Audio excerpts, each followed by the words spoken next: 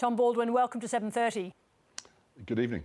Will Keir Starmer survive this scandal, or is he fatally wounded? I don't know, and I don't think anybody knows. He's certainly damaged in a way that he wasn't damaged before, but the fundamentals remain the same.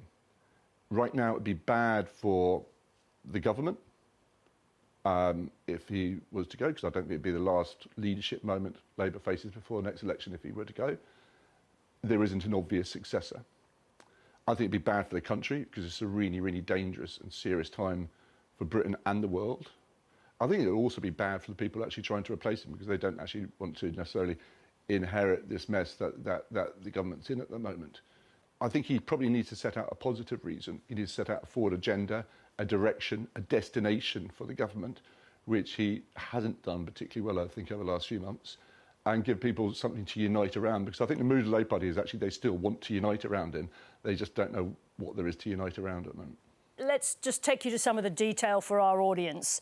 So, Sir Keir Starmer said in the House of Commons that it was staggering and unforgivable that he was not told that Peter Mandelson had failed vetting.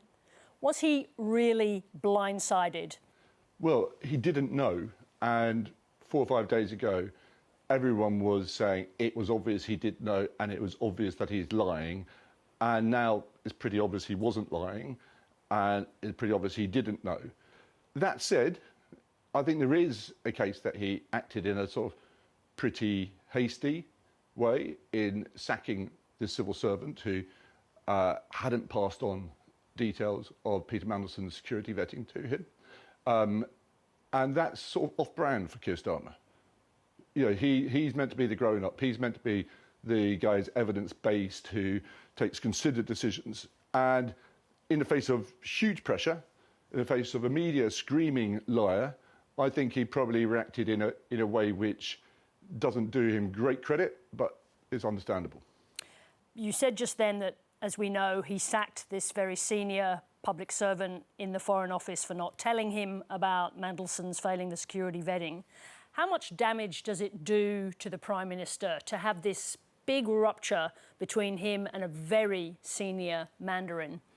I think it is damaging. And, you know, as one civil servant told a minister I know recently, he said, you know, you can kill one of us, but you can't kill all of us. And I think it makes it harder for him to get his job done and to make progress. You don't want to alienate the senior civil service. And I think in some instances, for good reason, the civil service feels it's been treated a little bit roughly by this government on occasions. Nor do you want to be in a place where you're sort of railing against the deep state and saying the civil service is an obstacle to change. You end up sounding like sort of Donald Trump or Liz Truss if you do that. And so he does have a job to do in terms of repairing relations with the senior civil service. To go back to your original question, I don't know whether Keir Starmer survives until next election or until the end of this year. And nobody does. We're in a very, very febrile political situation. You know, the people who said 2 months ago that he was definitely gone were wrong then.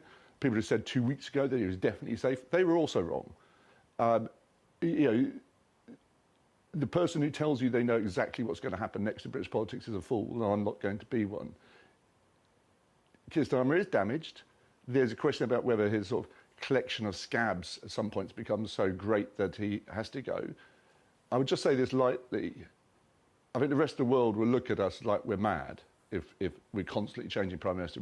You know, he's got a working majority in the House of Commons, 165. It's 3 years before the next general election. You know, so much is at stake, both domestically and on the world stage. And the rational thing to do is just get on with governing rather than have this endless internal conversation about replacing leaders, which makes the British Labour Party look increasingly like the British Conservative Party in terms of its sort of shuffling of leaders and chaos. You said that the sacking of the senior public servant in the Foreign Office was out of character for Keir Starmer. So what's going on that leads someone who was supposed to be the possibly slightly dull, but definitely the grown-up after Boris Johnson, so you know him very well. What leads someone like that to make that call that looks like such a bad decision? Political pressure pressure from the media. And that's why I think it's understandable. On Thursday night, he had every national newspaper, including left-leaning ones, calling him a liar, accusing him of misleading the British people, lying on a huge issue of controversy. Perhaps he can understand that those kind of pressure is under, but I still think it was a mistake, and I think it was too hasty. But it also, of course, links to who Peter Mandelson is, because this isn't a scandal about an ordinary person. This is a scandal about a deeply scandalous person. So is it also about the judgment failure in the first instance for Keir Starmer to want Peter Mandelson to be his ambassador to Washington? Yeah, and the world and his dog knows why Keir Starmer appointed Peter Mandelson is because of Donald Trump. It was, Donald Trump had just been elected, it was before his inauguration, and they wanted someone who could deal with Trump. And, perhaps the idea of appointing a narcissist attracted to wealth and power, they thought he might fit in quite well in Washington, D.C. at the moment. He made an appointment because he thought it would work, and, and it would work with Trump. And it was an appointment that blew up in his face. But prime ministers make mistakes. I kind of wish that rather than sort of this constant sort of blaming people for not telling him this or not telling him that, he just said, look, good people make mistakes. Ollie Robbins made a mistake. I've made a mistake. And what we do is we try and learn from it and move on, because I think people would accept that rather than this rather too complicated blame game that we've seen over the last few days. Tom Baldwin, thank you very much indeed for joining us. Thank you.